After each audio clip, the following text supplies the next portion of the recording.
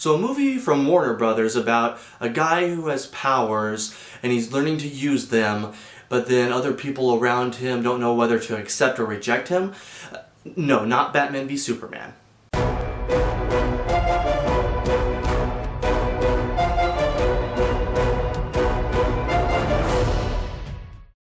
Hey everyone, welcome to Movie Reedviews. I'm going to review a lesser known movie today. It's kind of like a medium-sized movie, not really an indie. Midnight Special. It stars Jaden Lieberher, as well as some well-known people like Michael Shannon, Joel Edgerton, Adam Driver, Kirsten Dunst. So let's get into it. Like I kind of hinted at the beginning, this movie really focuses on this boy who has these powers, like his eyes will light up and he can control and like hear what people are talking about. He can like mess with like technology. So he has all these different powers and people don't really know what to make of that, especially the government, because it kind of ties to some of their secrets and they're like, well, how does this kid know about this?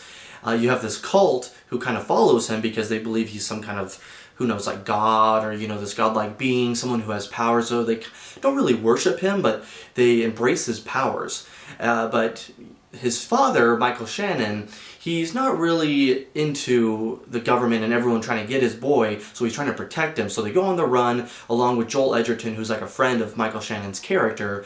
So, you know, the dad's taking his son to go away and try to like hide the boy, as well as Joel Edgerton's character is helping him. They come across Kirsten Dunst as well, who's the mom, and she kind of helps out. And it's a pretty interesting story. Like I mentioned, it's like a medium-sized budget movie. It does have some pretty good effects, but it's not like a big blockbuster. So as the boy Alton Meyer goes on the run with his dad and the friend, you know, they're going on the run. You have a little bit of the cult happenings that you tie into a little bit. They don't really focus a lot on the cult, but they talk about it a little bit. But then you also have Adam Driver's character, who's like an NSA agent who really becomes attached to this case and trying to learn more about Alton and his different powers and what's going on. As the movie went on, I started to realize it's not really a superhero kind of movie with like superpowers. It's more of a science fiction movie. And I know that superhero movies kind of have aspects of fantasy or sci-fi, but this one really is more of like a sci-fi movie since it's lower budget and not big blockbuster like I mentioned. And so going into this, if you really like sci-fi movies, I think you'll enjoy this, especially maybe like a lower kind of movie that focuses on these characters, which I thought did a good job. You get to really learn about these characters, but they sprinkle it throughout the movie. So there's kind of like these mysteries going on, some of which they don't explain though. I wish they would have. That was kind of like a con for me for the movie. There were like really good characters, there was some suspense, really good effects actually for this kind of movie.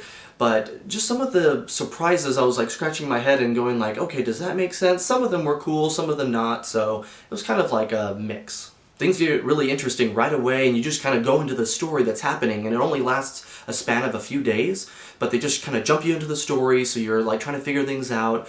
But then as the middle kind of went on, it's not even a long movie, like an hour and 50 minutes, but it just kind of dragged a little bit in the middle, I felt. But then it started to pick up towards the end. I feel like a lot of movies do that. They just can't contain that second half. It just maybe could have been trimmed or just keep up that suspense, but it just kind of dragged a little bit in my opinion.